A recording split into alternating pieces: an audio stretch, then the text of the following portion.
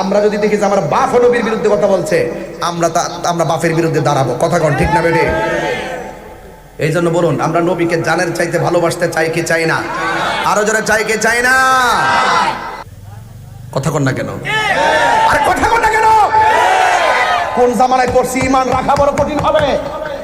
আজকে এই শাইখের দালালরা আমার বক্তব্য বুঝতে পারছে, পাওয়ার পরও তাদের শাইখকে ধামাচাপা দেওয়ার জন্য আমাকে ব্যক্তিগত অ্যাটাক শুরু করছে।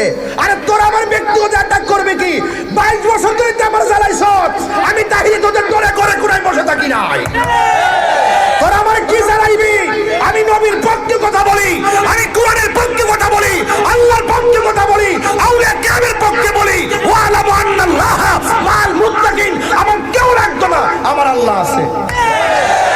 আল্লাহু ওয়ালিয়ুল্লাযিনা আমানু ইখরিজুহুম মিনাজ যুলুমাতি ইলান নূর।